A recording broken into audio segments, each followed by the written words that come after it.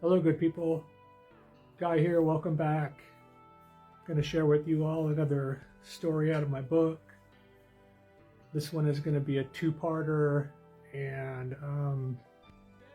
it's going to be, like all of them, really difficult to believe it. But it is the truth. It is me sharing what happened in 2004. This is August 2004. This starts where I am at my ex-wife's house, and I have a lucid dream about an event that is coming up. Actually, it's about an event that has already occurred, and I'm seeing it, and it's coming up in the future, but this has already happened. And the event is where I'm supposed to be united with one of these beings in some way. I'm supposed to be united with one of these beings. That's what the vision is. Very real, and it has already occurred. That was the first part of it. Fast forward about a week later, I am in Seattle, and I am driving my friend to work. It's early in the morning, probably about 8:30, down Rainier Avenue, and I noticed that the car I'm driving in my car has been surrounded by 3 red cars, and I immediately know that the vision I had a week earlier is starting. It's about to happen. And I try to look inside the cars, but for some reason you can't see in there. They have a mirrored window or something, and this has happened to me several times before, and it's quite unsettling not to be able to see the occupants that have been harassing you for the last couple of months. So yeah, I know this is happening right now. I immediately go, my demeanor falls to doom. And they are waiting for me to drop my friend off and go back, and they're going to make sure that I drive back to the house, because there's no escape. There's no escape. I have no choice in this. They have made their intentions very clear to me, painfully so. There's no escape. I must go back and complete whatever is being required of me. I drop my friend off. I drive back in the drive of doom back to the house. It's the contradiction between the beautiful day and the feeling I was feeling inside couldn't be more apparent. I was walking the plank. I pull up to the house. I'm going to show you the house right now. I pull up to the house. I'm already starting to cry. And I walk up the stairs, open the door, and I keep the door open, and I sit by a chair by the door. I break out my little orange Bible, and I start praying to God. Please, God, save my soul for what is about to happen to me. Please save my soul for what is about to happen to me. Again, the tears. I'm all alone. I've been dealing with this. Nobody knows what's going on. No one. I haven't been able to say anything to anybody. And I say some words, misguided words about the girl that I was with, I thought she had something to do with this, and I said some ridiculous things, but they were said.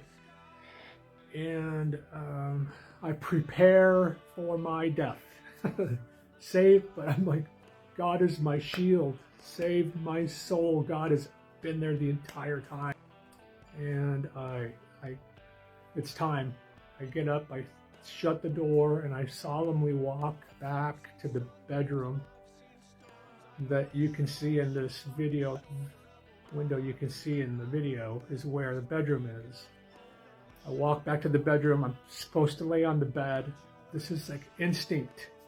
Remember, the thing has already happened. I saw it in the vision. It's already occurred. I'm just acting it out. I lay on the bed and I have my Bible in my left hand, and I lay down like this, clutching that Bible, preparing for whatever is about to occur. There's no escape from this. These intra-dimensional beings can enter into the matrix, into this divine matrix, anywhere they wish. There's nothing you can do about it. Nothing. Nothing. Anywhere they wish. I hear the car pull up. I hear the car pull up. I hear the door shut. They're here. They are here. Walk up the stairs, and the door opens to the house. And something extraordinary happens at that moment. The smell that usually accompanies these beings happens. I have my eyes closed. That's what I'm supposed to do. But only this time, a different smell comes in. And what I see in my mind is my eyes are closed, but I can clearly see the room. And from the top of the ceiling in the room, a dark cloud falls from the ceiling down to the floor.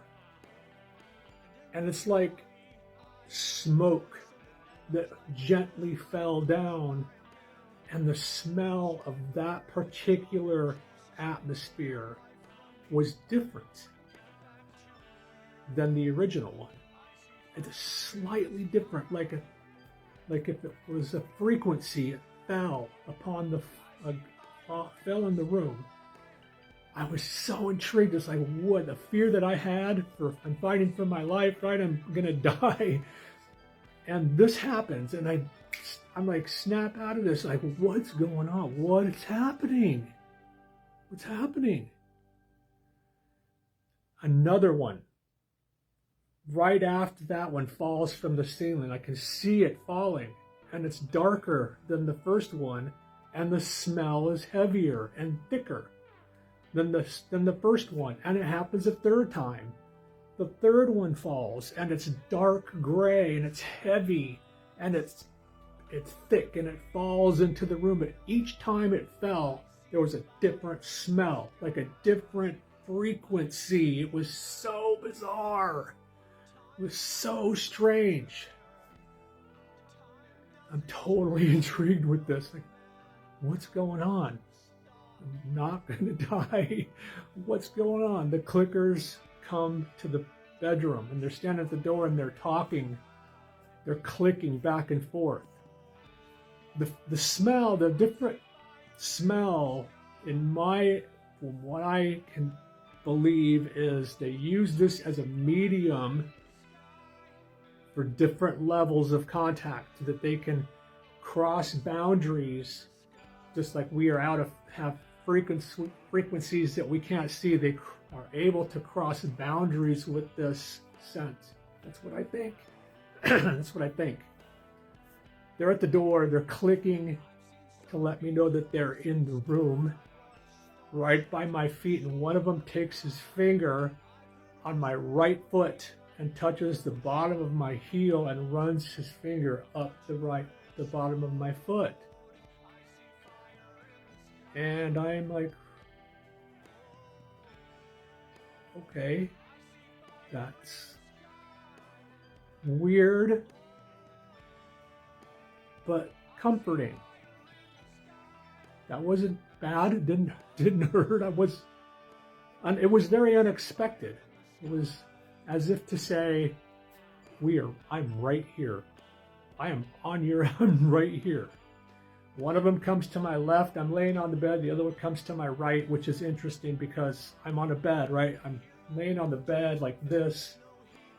The bed, this floor is right next to my left side. So this one's standing here, but there's the one to my right, but there's bed there, right? So how is he able, again, frequency. So they're talking, they're talking to each other, and I'm listening intently. My eyes are closed, but I am listening.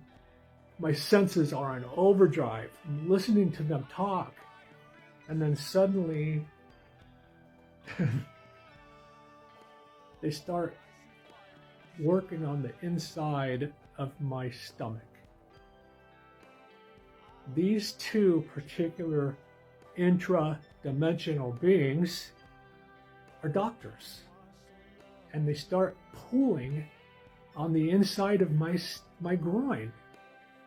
I mean, I can feel it. They are pulling on the inside, feel it, and it's uncomfortable.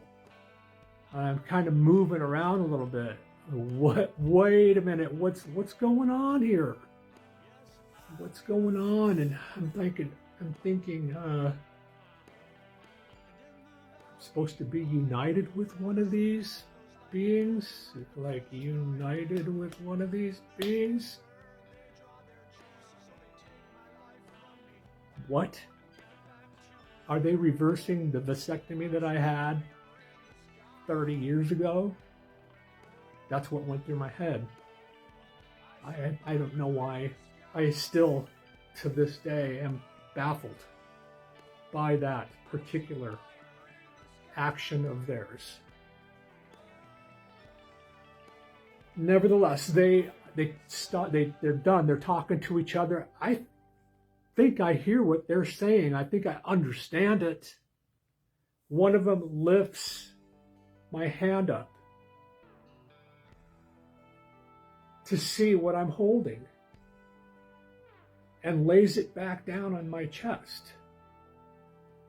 They did that before they started working on my stomach. I should have said that before. They did that before, then they started working on my stomach. To see what I was reading, clutching the Bible like a lifeboat. And he laid it back down. Anyways, they finish and they leave. I wait for 5 minutes or so, and I open my eyes. This isn't done. I realize I'm supposed to meet. The vision was, I am supposed to meet one of these beings and be united with one of them. That's the vision. I sit up and I'm like, the door's open. Is she going to walk around the corner and I'm supposed to, stupid man brain. I realize that I'm not prepared for that. I'm not prepared to even see this being, because everyone that I've seen has been blue. Everyone I've seen has been blue. Is there a blue woman going to be coming around the corner with no hair? I get fear hits me. Struck with fear. I'm like, oh no. I get up and I run through the house, out the back door to the backyard, and the fresh air hits me like a ton of bricks. Hits me, wakes me up, and I hear this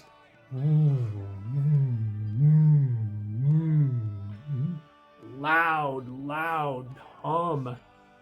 The whole neighborhood was humming from this strange sound.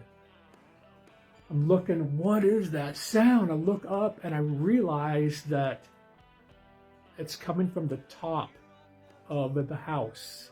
There is a craft on top of the house pumping atmosphere into the house. Yes, absolutely. There's no doubt about it. That's exactly what was going on. It was incredible. And it was incredible.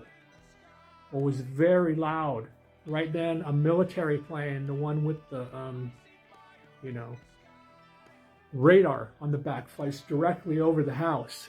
I'm looking up, I'm like, they're looking for this. They're looking for this craft that's cloaked over this house, pumping atmosphere into the house. That's why it was falling from the ceiling. Yep, that's why it's falling from the ceiling. This really happened. I'm blown away by the whole thing. It was crazy. This is out of a movie. It's out of a movie. I'm like, I need to get out of here. I got an appointment in Auburn. I run through the house. I hold my breath, run through the house, grab my keys out the front door. And I realize when I go out the front door that something they did to me woke my brain up. It woke like my third eye up, because everything was vibrant. All the colors were bright.